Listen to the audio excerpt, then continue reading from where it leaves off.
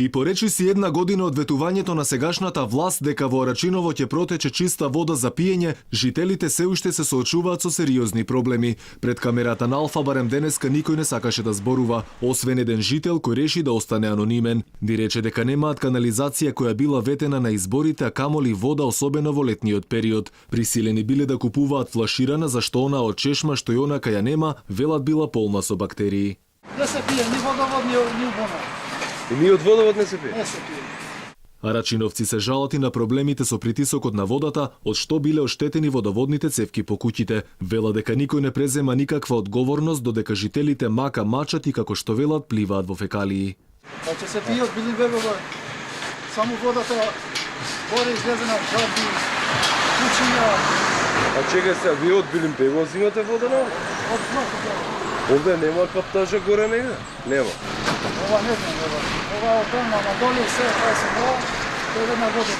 Министерот за транспорт денеска го посети Рачино во една од општините каде што на последните избори победи градоначалникот СДСМ. Сугарески ја информирал градоначалничката дека со заемот од Европската инвестициска банка преку Министерството за општината имало на располагање околу 100.000 евра кои можеле да се искориста за изградба на водовод и канализација. Имаше ветување дека ќе се подобри, па еве сега на некој начин се уште се чекаат средства. Значи, видете, согласно она што државата може на општините да им помогне се овие мерки.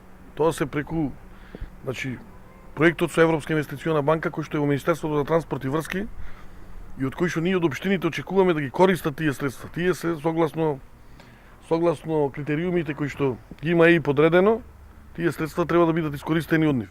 Иако главно ветување на власта во предизборието беше дека во Рачиново ќе биде изградена канализација, таа се уште ја нема. Спомена министерот пред малку околу канализацијскиот систем, не бевте баш најдобри во тоа полет периодов. Каква е сега ситуацијата? Има ли подобро? Па веруваме дека ќе биде и тоа. Во моментов каква е ситуацијата?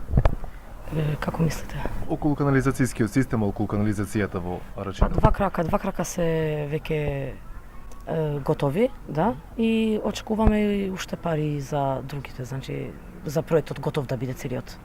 Инаку загадувањето е резултат на тоа што секоја куќа има бунар кој најчесто се наоѓа во близина на септичка јама. Нивниот проблем не може да се реши со политички ветувања, туку со конкретни проекти кои нема само да се ветуваат, туку и ќе се спроведуваат.